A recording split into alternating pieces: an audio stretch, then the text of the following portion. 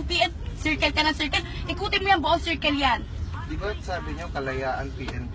Kanina pa ako nagsasabi, nandito na ako sa PNP kalayaan. Wala ka sinabing PNP, sabi mo, dito lang ako sa circle. Saan nga circle? Nandito nga sa circle. Di ba kalayaan? Circle kalayaan? Kunyata kuya, buo yan, circle yan. Kaya sinabing circle. Ate, dati ka nagagalit sa driver mo.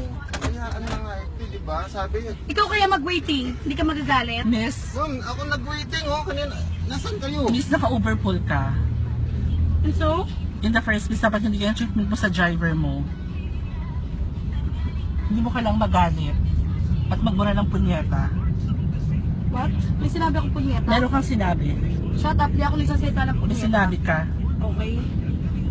Pinatatawag lang yung driver kasi wala siyang kasalanan dahil wrong pin ka in the first place. Wrong pinaka-open yung location ko. Huwag ka nang makialam, pwede ba? Shut up. No, you shut up. Ikaw should mag-shut up. Kung matagal ka na nag-Uber, you should know na dapat yung malapit na establishment ang ilalagay mo sa pin mo. Kung PNB ka, then put their PNB Shut circle. up, I don't need your explanation. Kasi nagalit ka, you buy your own car. Mali nga po yung pin niyo, mami. Kuya, naka-open nga yung location. Mali nga yung pin Shut mo. up! We're not talking to you. Kasi mali yung pin mo, Mali nga po and you cause trouble as well.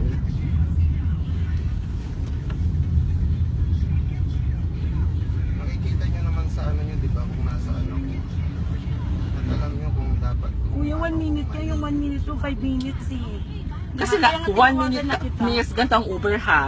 Open location, yun ang nakuha ng pin mo. Kaya 1 minute kasi nandun lang kami malapit lang. Kung nilagay mo PNB circle, then yun. You just have to, inopen mo lang Shut siya. up! You cannot shut me up because bastos ka.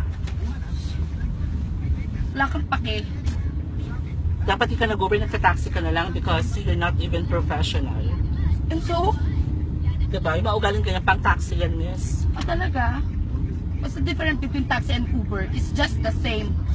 It's not the Shut same. No, you shut up. Ikaw ang dapat mag-shut up kasi kaya ka pa nag-yell sa Uber driver when you called him.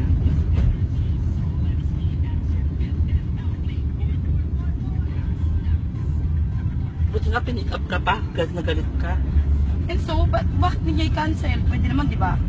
Can you just say thank you to him? Shut up. Magpasalamat ka na lang kasi di ba, sinundo ka pa rin.